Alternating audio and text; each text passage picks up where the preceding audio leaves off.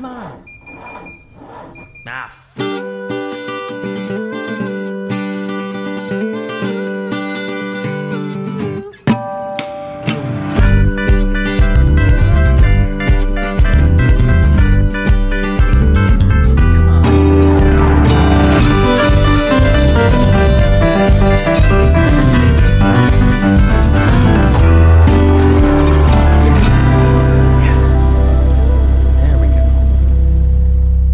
Going on, everybody? Welcome back to the only podcast produced by 3 two-time winners of IMSA's Spirit of the Race Award. You're tuned into the Check Engine Podcast. We're hosted on Anchor.fm, and we are streamed worldwide on all those platforms that you use to listen to your favorite shows. Nick, Andrew, and Tristan are back after, I guess you could call it a spring break. A week away. I don't know if it was by choice or by design, but hey, I don't even remember anymore. Yeah, I don't even know.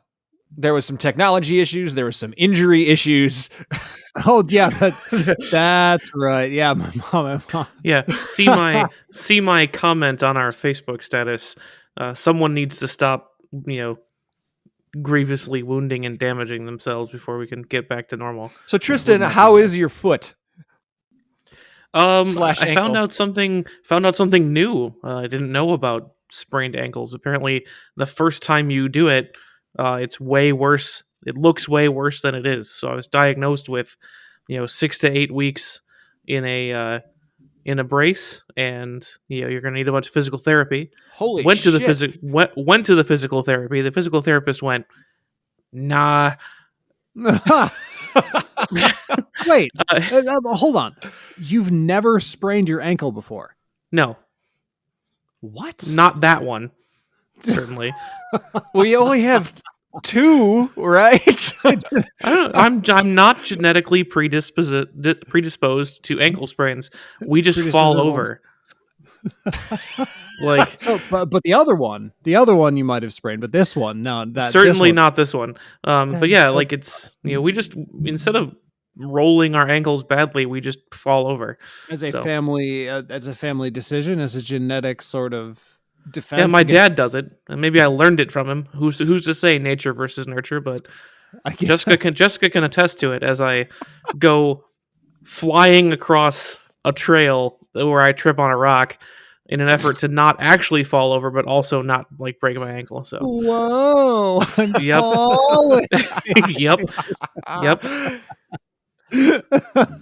But it feels better now.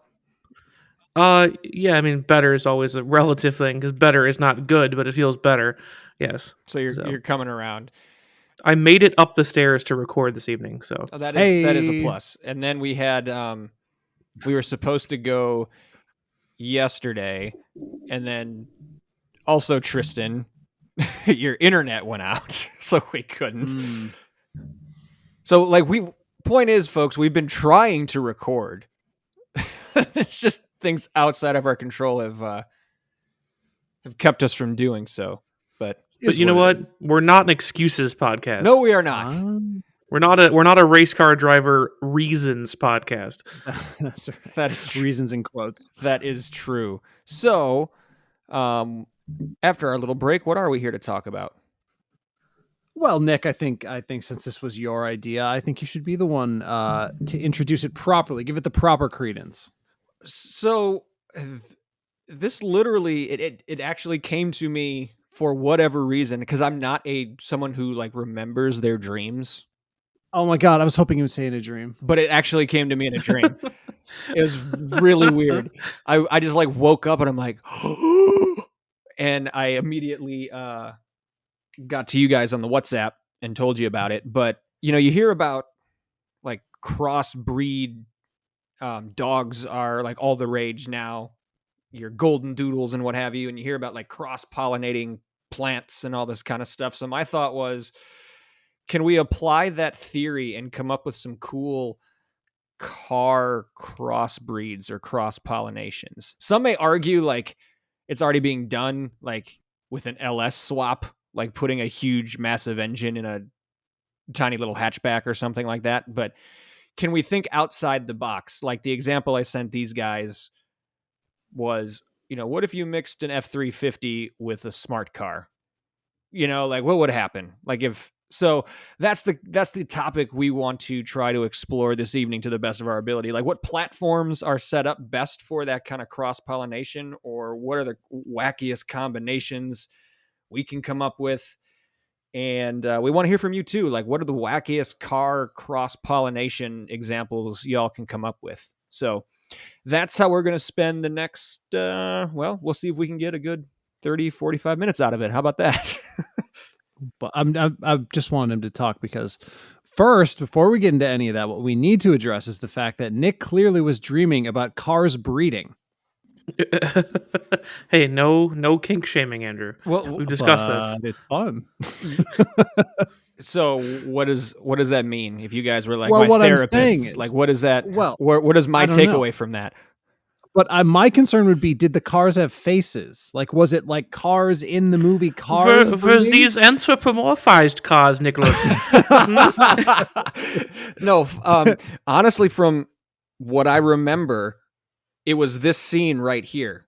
Like it was us just sitting talking about show ideas, and I just suggested it to you guys. So he's not. It's not a sex thing. He's an oracle. I really turns thought out. that he was about to send us a clip from Cars. I really thought that was about to happen. No. So like in the dream, we were talking about episode ideas, and that was one that I came up with. And then I woke up and I'm like, oh, I didn't actually tell them that. I need to. What is real and what is dreams? Well, anyways, we're all right. As long as he's not revealing something about his sexual desires regarding the movie Cars, I guess we can actually talk about the topic. Yeah, it'll be fun, I think. Before we do that, though, I do have a quick story about... We haven't done neat car news in a while. True.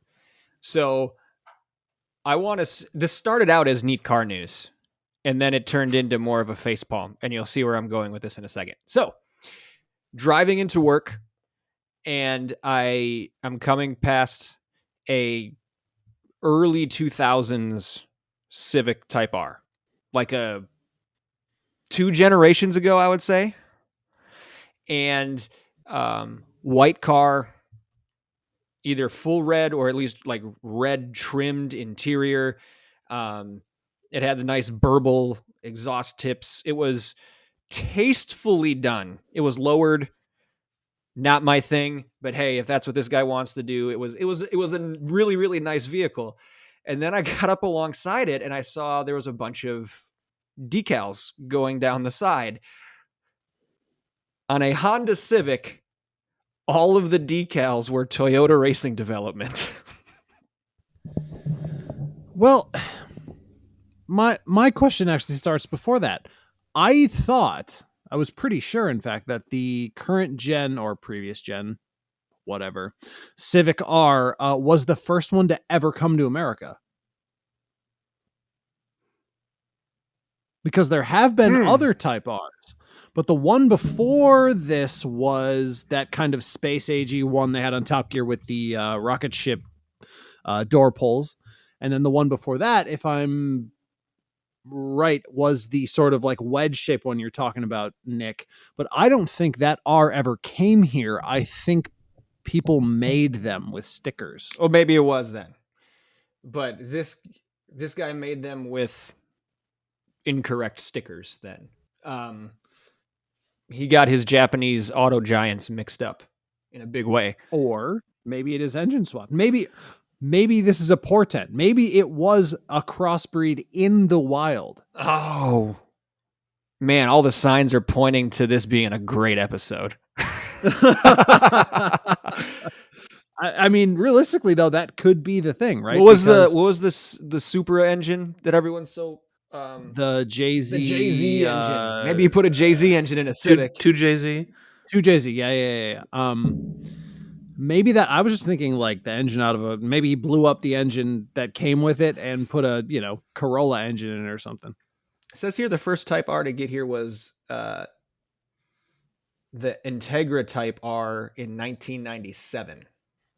That is famously from Fast and the Furious, right? I believe so, yes. But yeah, I just thought so. Yep. Maybe All right. maybe it was a crossbreed, and we didn't even know. I didn't even know about it. But I'm sitting there thinking, man, you did some really nice work to that car.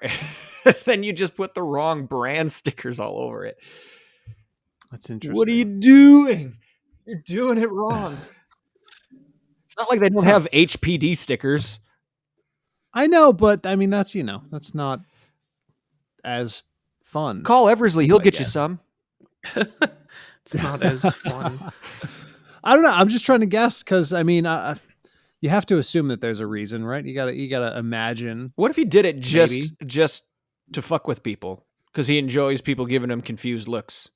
That could be too. I feel like I've seen something like that recently, but I can't quite remember what it actually was. It was truck related this time, and I want to say it was. I can't quite remember it, but yeah, it was something very similar, right? Where, for whatever reason, they just did it wrong. Hey man, you're doing it wrong. I mean, is there a better way to describe it? It's just wrong. It is. Yeah. No, I agree. I just thought it was super weird, and then I thought, man, I got to tell the guys about this. Oh my god. I have a Civic related gotta tell you story. Oh yeah. So that's when Nick was kind of preambling this before the episode. He was like, "So I have this story about a Civic," and I was like, "Was it an SI?" Because pictures incoming. I saw one of these. It's a 2017 Civic SI, and that's what the back of it looks like. Before. Ignore that. That's just I found a copy. I found a picture to copy. Oh, okay. Mm-hmm. And directly above the rear exhaust tip, someone, the owner, I'm assuming it's the owner, had placed this decal. I mean, it could have been anyone because it would also make a great joke.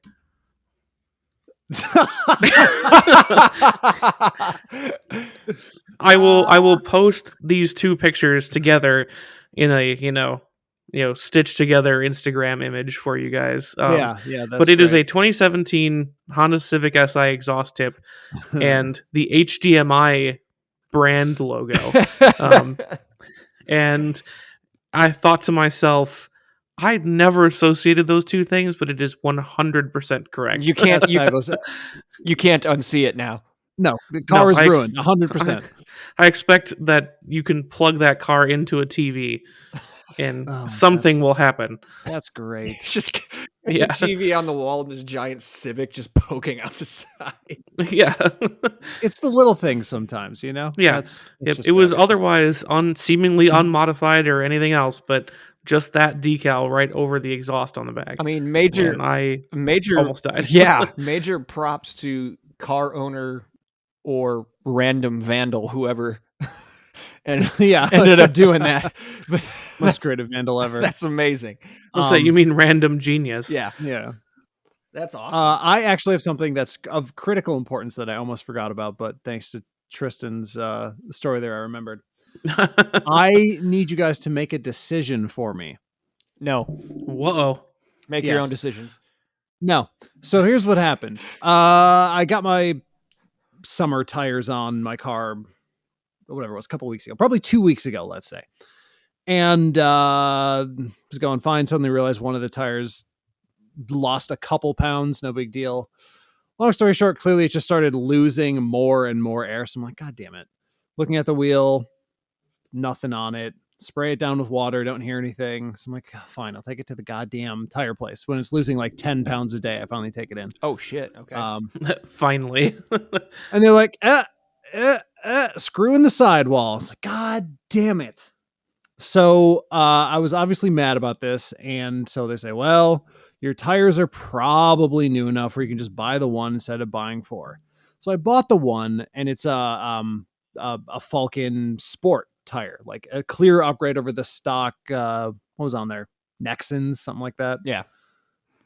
So I just have like one good tire on my car. And of course I didn't replace all 4 because it was, whatever $100, $500, something like that. So I'm just like, I don't want to pay that. But clearly I should just go get 3 new tires, right? So they're mismatched. You have a Falcon with. I have 1 Falcon and 3 Nexons.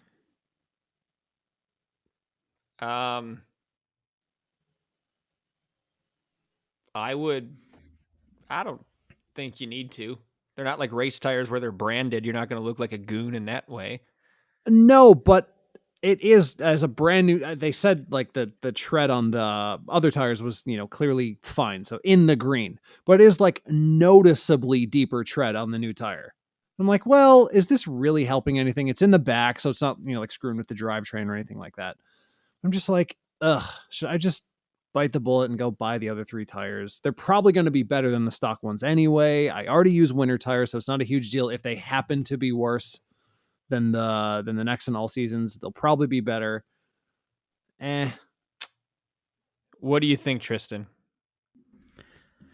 Man, I don't know. I've always had to deal with cars that have all-wheel drive, and if you did that, you're just totally hosed. Exactly. You just so, buy the tires. Like I have this weird obsessive compulsive desire to always have exactly the same tires.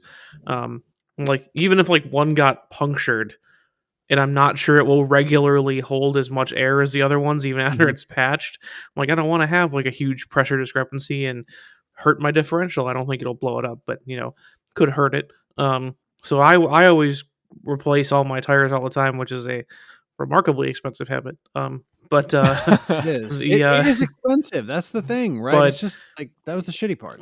Yeah, it would depend on if what you can find out about those tires, if they are all around better tires and would give you a better experience anyway and contribute to having the same tires all the way around. I would say they are rated higher. But here's the actual reason that I think that might be an improvement. The one thing that those Nexons do that is kind of annoying, they are loud as hell on the freeway. I would think that any tire would be an improvement over those. I don't know what the deal is with stock tires and being super loud. I put all-terrain tires on my Outback. All-terrain tires, and they're quieter than the stock tires. That's what I'm saying. Like I think it might be like that. Where these are whatever it is. The Falcon Sport GS AT, some shit like that. And I'm just assuming that they're going to be better simply because they're not stock tires, which are always going to be like fine all around, but they're never selecting that tire for quietness on the freeway or for sport performance or for grip or for anything other than getting 3 out of 5 in every category. You know what I mean? And EPA numbers on it comes with these tires. This is what our mileage is, and they're hard as a rock to achieve that. Correct. Yeah. So I think I should just fucking do it. Sucks, but as much as I don't want to spend your money for you, that's also my vote. Yeah, I think I should just all right, cool. No, I'll have to do that. All right. Glad we got that sorted out for you. Yeah. If your 3 tires are good though, maybe they'll buy them from you. Some places do that if they sell used tires. Potentially, they might. I would imagine. See, I think it's that thing. So my car has 11,000 miles on it, which clearly the tires aren't going to be worn out. But they're also 11,000 miles on the shittiest roads anywhere in the world, because from here to Milwaukee, it's nothing but a single crater divided up into small holes all over the road. Yes, it's crater expansion joint. Unreal. That is kind of what I thought, that maybe I actually bent a rim, because I remember hitting a brand new pothole the other day and I was like, fuck. Oh, that one wasn't here before. Just so when you do that, you hit it so damn hard and you're like, it's over. Yep. It's totally game over. I've had those hard moments multiple occasions, like, oh shit. Almost not at all since I have had the Outback, but the WX was all that, because you've got 5 inches of suspension travel and a 3-inch sidewall. Like it's right. It's whoop. Oh, I'm fine. Well, all right. So, Tristan made me pour. That's fine. I should probably just Not do the first it time. anyway. And it won't be the last. Exactly. All right. What are we doing? We're Temple Grandin, but for cars. Here we go. Yeah, but before we do that, real quick, if you want to send us your submissions, listeners, we should tell you how to get a hold of us. You can find us on Facebook by looking up Check Engine Podcast. Andrew, where can they find us on Twitter? Check Engine Pod. But beware, I'm very mad online these days because I'm so sick of this Elon Musk shit. We're not talking about Elon Musk. Just be wary. Don't go on Twitter. If you can hear this, don't go on Twitter. I mean, if you do and you're in search of Andrew, beware. He is spicy. I'm just wondering about the these days part. He's angry online these days. These days. But these days are every days. But it's worse these days. Worse than normal. Everyone, don't go on Twitter. Oh my God. All right, fine. Well, then they can go to Instagram instead. Tristan, where can they go to find us there? Yeah. Yep. In the lesser of two social media corporate overlords, you can come and visit us on Instagram at Check Engine Pod. There you go. So be sure to like, share, post, follow, DM, reach out. Give us your craziest car crossovers.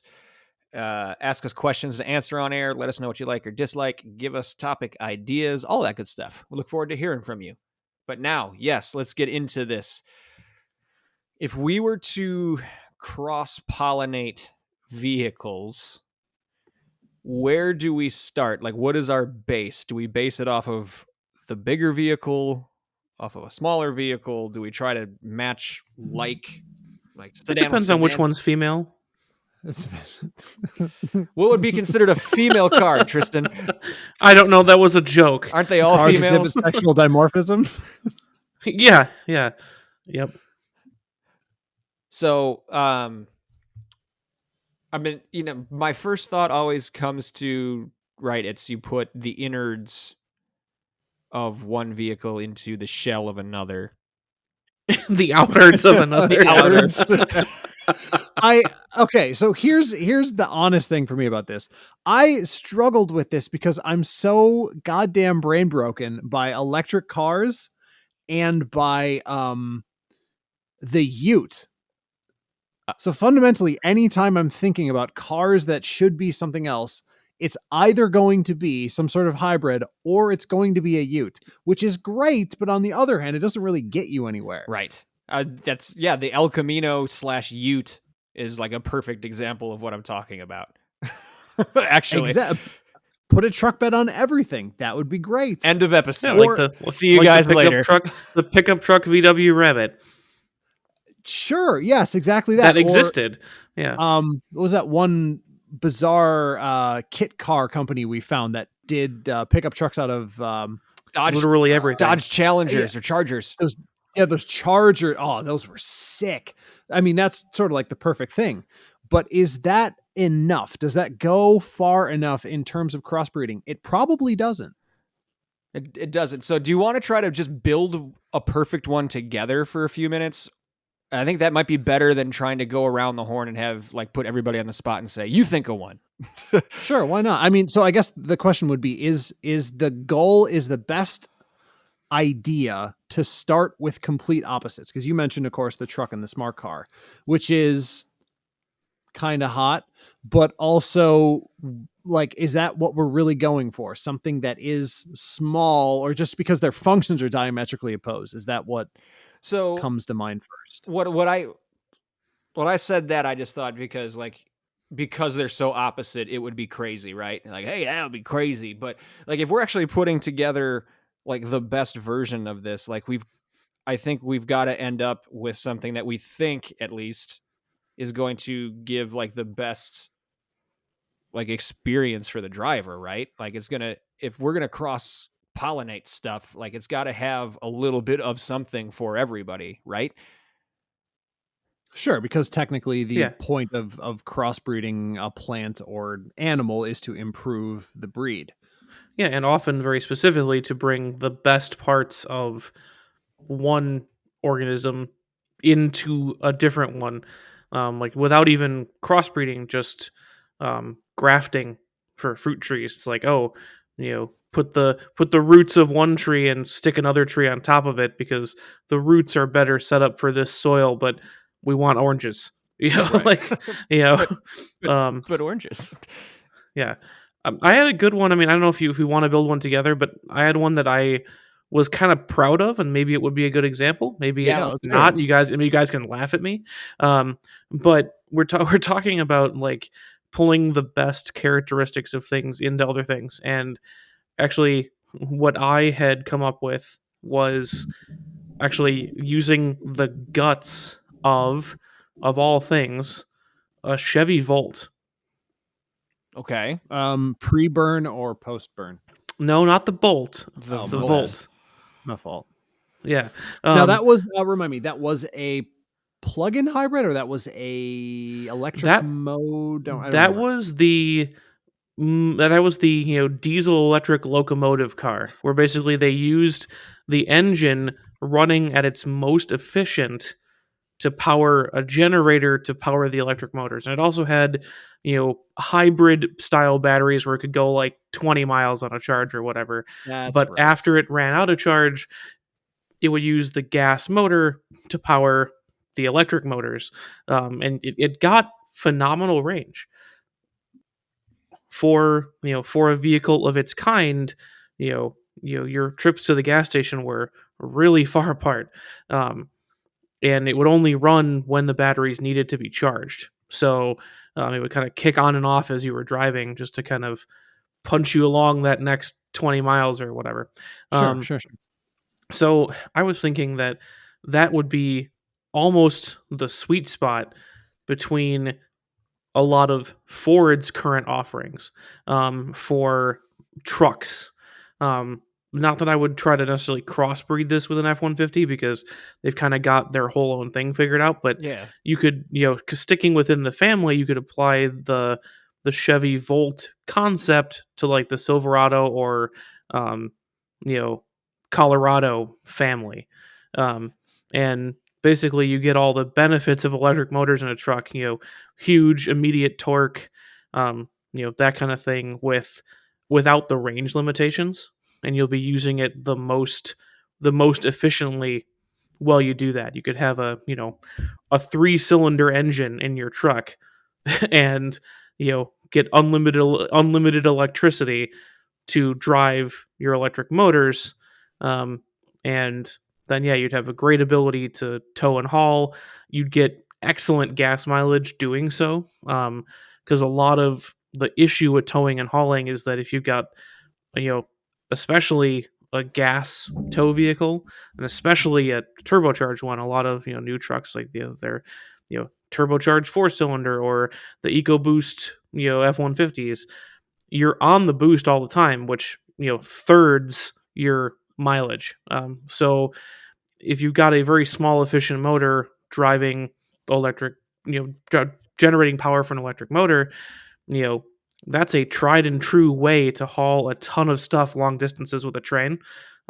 So I think you could go as big or small with this concept as you wanted to. You could put a 4-cylinder diesel in a 3500 truck and put just massive electric motors in it and tow a mountain from LA to New York. And I think that it's something that I'm sure some clever person will tell me why that's not valid because they haven't done it already. But that was like the first thing that jumped to my mind is pairing that Bolt style drivetrain to a tow haul vehicle right away. That jumped right to mind. I So wonder if it's an issue with like off the line speed. Or they'd be theoretically going full electric, Yeah, I mean you'd be going full electric, so you know, you'd have access to all of your torque from the second you hit the pedal. So you wouldn't think it would be an issue unless it was the other way. It's like, oh, these guys are snapping, trailer balls because they're yanking a 10,000-pound trailer from 0 to 20 miles an hour immediately. I think it's a great idea. In which case you could it's all software. You can add a soft start feature where when you put your foot down, it actually will gauge the strain on the motors and apply power more slowly or whatever. But Right. It would be like just a version of snow mode, basically. yeah, start in second gear. Yeah, Or yeah, put your foot down and nothing happens at all. yeah, that's Lexus snow mode is literally starting in second gear. Oh, really? That's Yeah. interesting. Yep, it takes first gear out of the equation entirely. I think it might be the same in the Hyundai. Anyways, That's okay. I see. So Tristan's got the idea, I think, of this exercise. So he seems to really know what he's doing. He does, and I think you answered it already, but just to clarify, because I was looking up as you were talking about the Volt, just some of the statistics, and the Volt is coming in at 149 horsepower, which probably isn't enough for like a big towing Silverado. But you're just saying the concept, not the Right, exactly. actual physical parts. Because when, like, let's say this is actual genetics, when you cross one thing with another, you're going to have, the larger vehicle and the smaller vehicle kind of meeting in the middle as far as the parts go.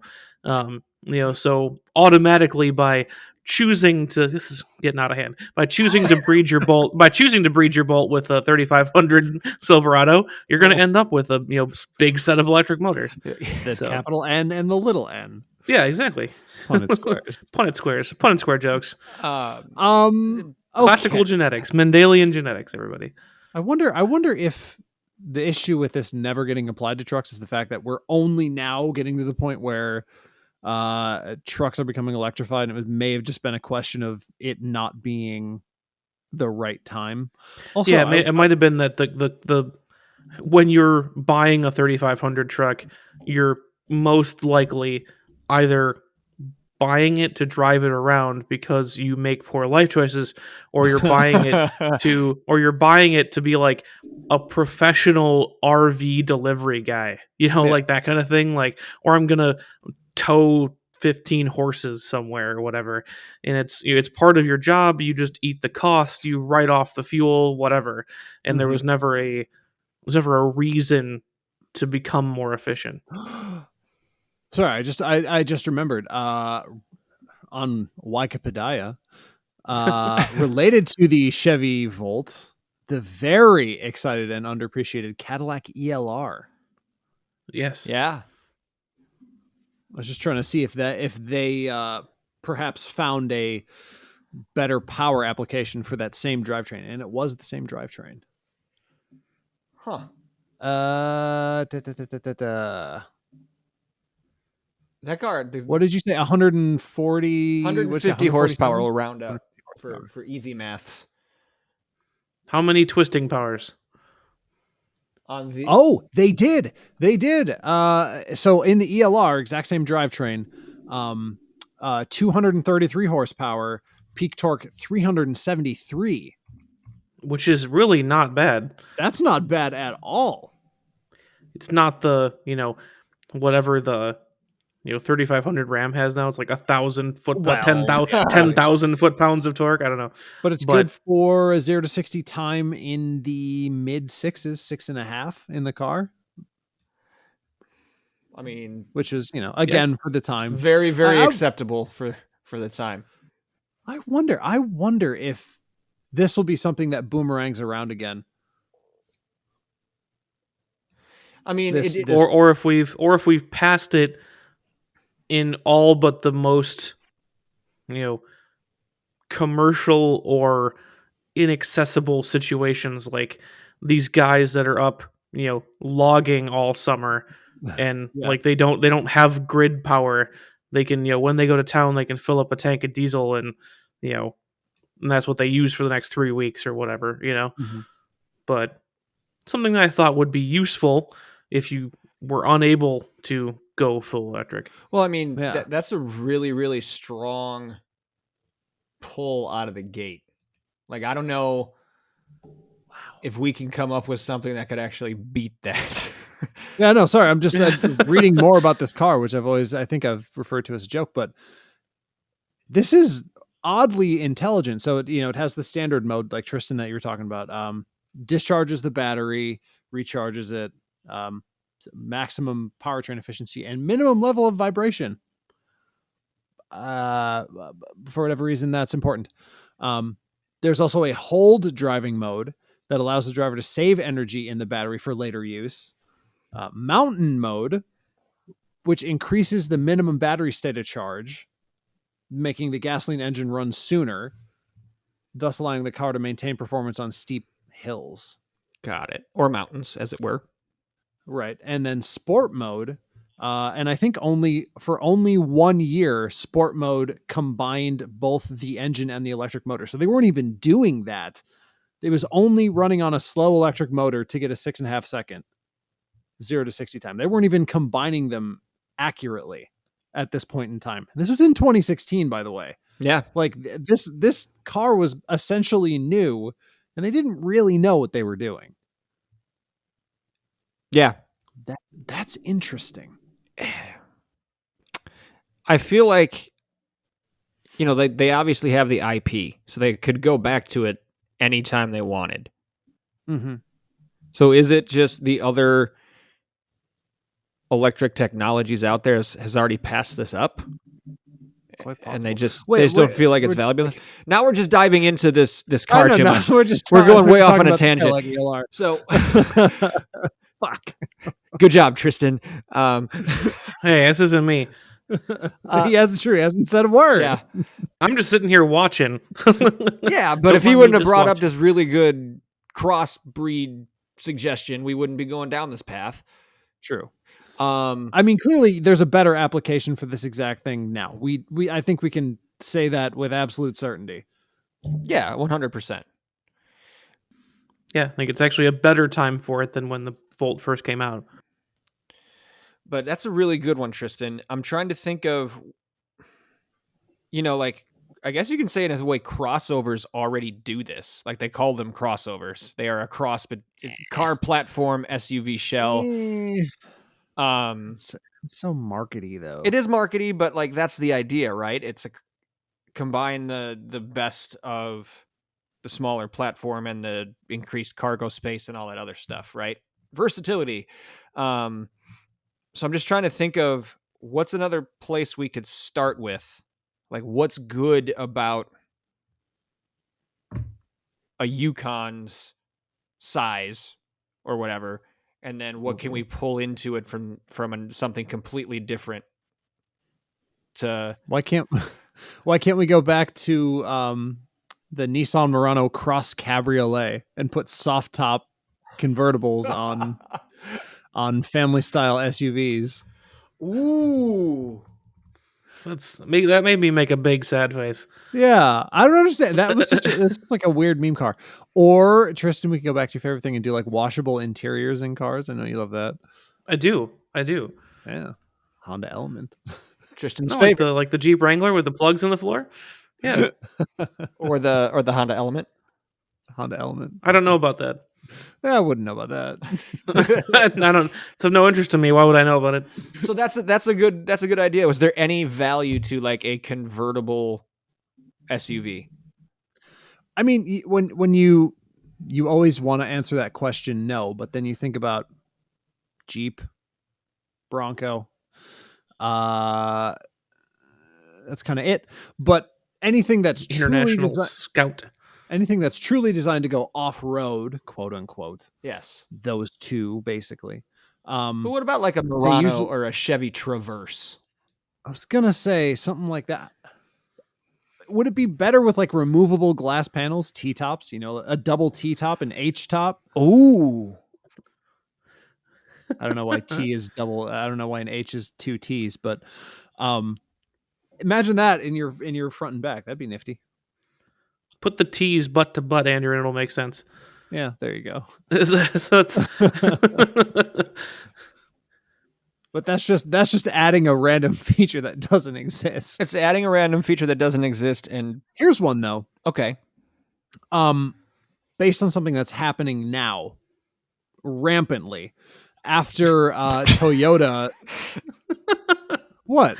Just the delivery. Yeah, the way you said it's happening now. Rampantly. The small hold.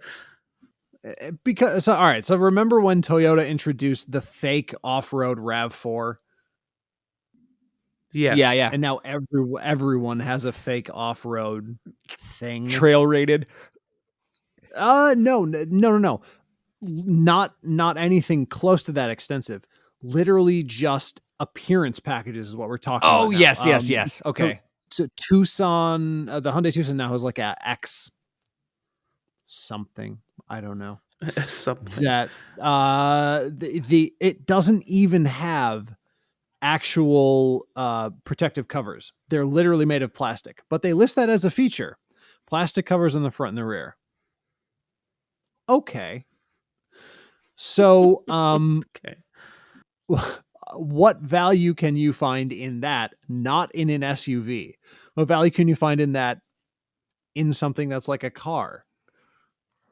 What if Well, now you're just going back to the Saturn commercials.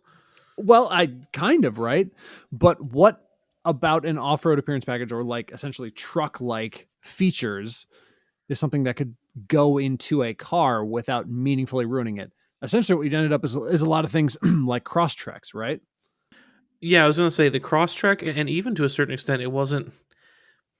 It would be one thing leads to another. Not that it actually was this, but something like the Toyota Matrix or the yes.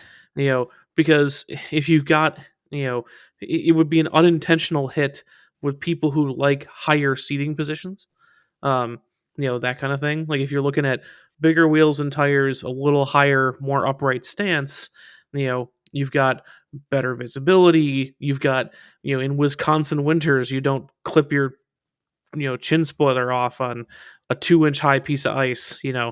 Like there are certain benefits to quote unquote off-road features on a more regular car. It's something that I actually thought of as well, not this time around, just in my past, when I was looking at, like, if I wish they had applied some of the you know Outback tires, height, cladding, that kind of thing to its car parent and made like a legacy version of the Crosstrek. And I think that would appeal to a few people at least, especially in the Subaru community. I think you could be right. Yeah, for sure. And well, like Suzuki SX4 also comes to mind, that little thing with the all-wheel Yeah. drive. Yep. But looking at the legacy, I feel like that's kind of what they're banking on now. It is a weirdly high ride height in that thing. Yes. But I think it's no. I mean, I'm thinking through the thought, but it's not like the full. It's not like the full, like, bring all the cladding and the off-road paraphernalia. It's just more like kind of like the Taurus was a very upright vertical sedan. I think it kind of has that same feeling, but you're not going to tell me it's a soft roader, that Taurus. You love that term, so I'm gonna use it as much as I can. Well, I feel like specifically with the legacy, they're like 2 steps away, and maybe this is what you would get essentially if you wanted to put more off-road stuff on cars. You just get a bunch of hella lights and rally armor on your sedan, which isn't a bad thing inherently, but that is something that's kind of gone missing. You know what I mean? Since the WRX so confidently destroyed everyone else in the street rally car Olympics, now everyone else just gets drift sticks and stupid manual transmissions that serve no purpose. Yeah, I'm trying to find this article that I had read at one point. It was like the percentage of Subaru owners that actually take their vehicle more or less off road. Like I consider the stuff like that, Nick, like you and I and Andrew, we do at Road America, where it's like it's raining, it's washed out, there's big rocks, pickup trucks are getting stuck. I'll take my Subaru down there. It's not necessarily Moab, as they say, but that traction heavy, your regular car isn't going to handle it, kind of thing.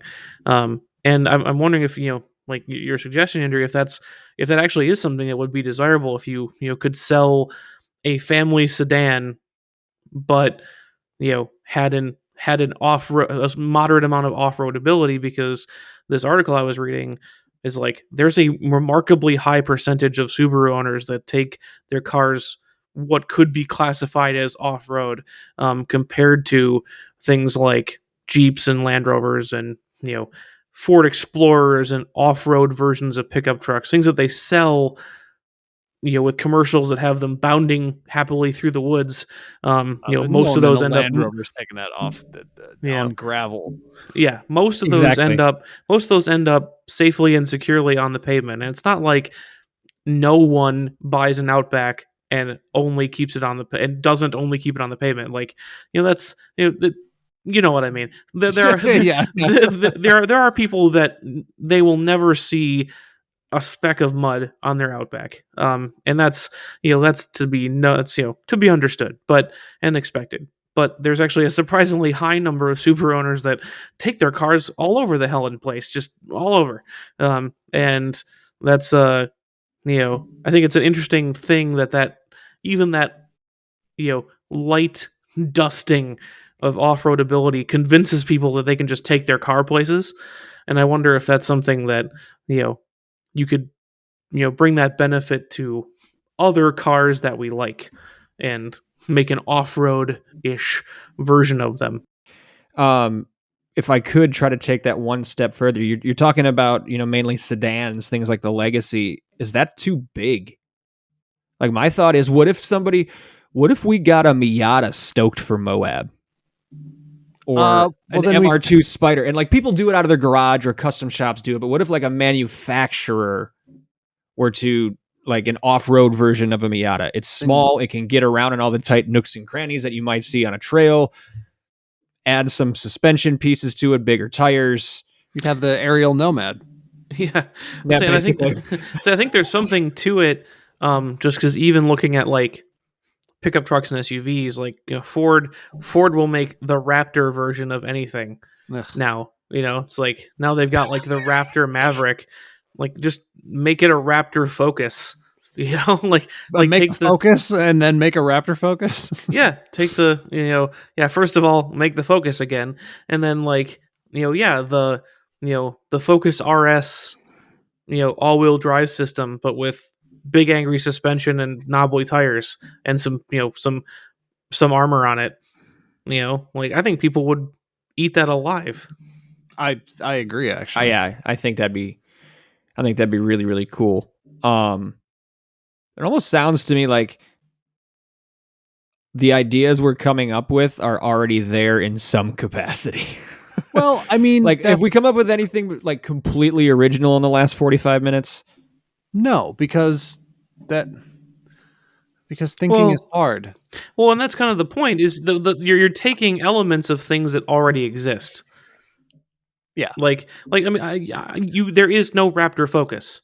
There is no off-road Legacy. So I think that we're working with creating new things, but based on ideas or aspects of other things that we like, and that's the whole point of the episode. It's like, I love my Outback. If someone doesn't want a giant wagon but wants that same kind of feeling, let's make something like that, Yeah, but to an extent, though, I think outside of like the convertible Traverse or Murano, like it was the Murano, yeah. It's what we're talking about is there in some extent, even if it's just like plastic wheel arch covers. Like someone's at least trying to market it that way. You know what I mean? Yes. Or even like the Miata piece. Yeah, it's an Ariel Atom. It's an off-road Miata. Like that's like it doesn't have the Miata body on it, but that's essentially what you get. So it's there in some capacity, right? Well, yeah. I mean, I guess we just failed then, Hey. Outside of Tristan's first suggestion, I mean, we started at the top. Yeah, really did. Yeah, we started at the top. and then like I said, the convertible SUV thing, or the T-top, H-top, butts of T's tops SUVs. The H-top, I forgot about that already. Butts of T's top. A lot of this has probably already been explored by some thought experiments within those car companies, I would say. But that's all right. We did our best. It comes from an earnest place. Yeah, and it's okay. We can flop on some of these. We don't have to come up with. They don't have to all be great. Yeah, what the hell? All right, that's enough. And on that note,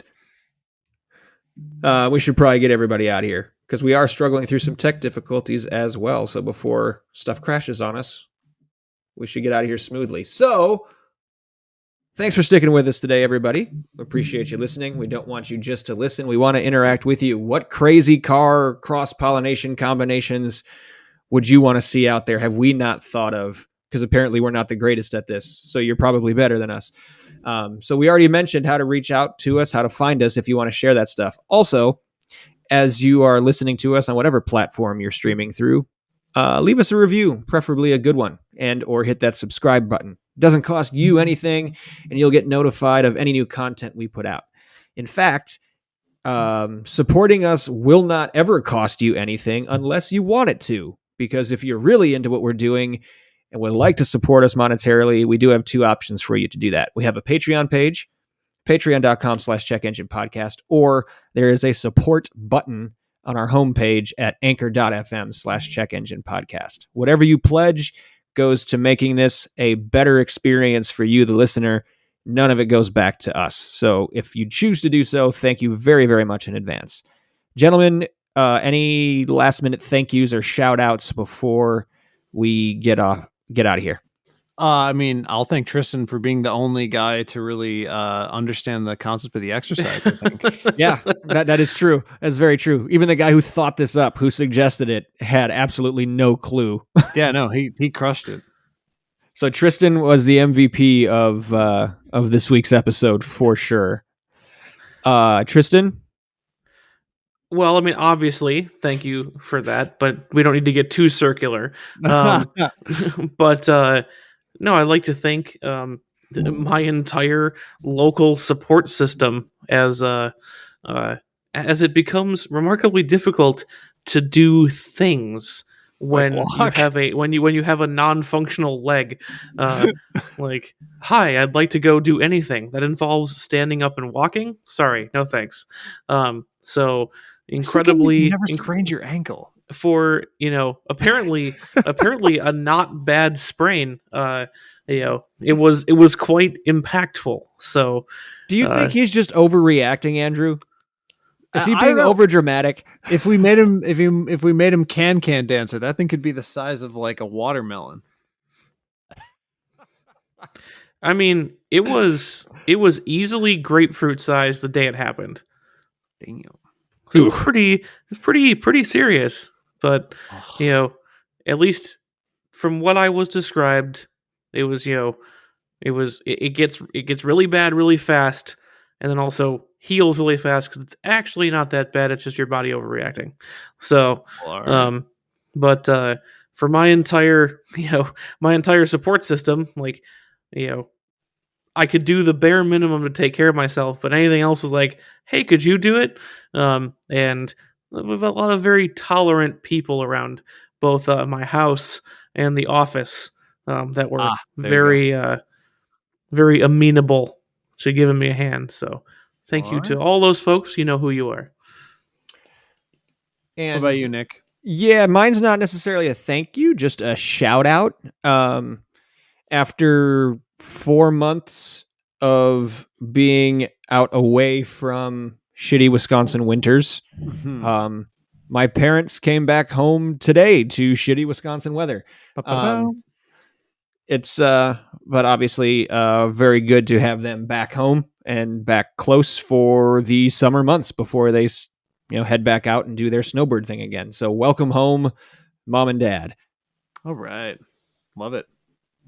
And as always, thank you, listeners, for your continued support. We love hearing from you. We love recording this for you, and we can't wait to speak to you again.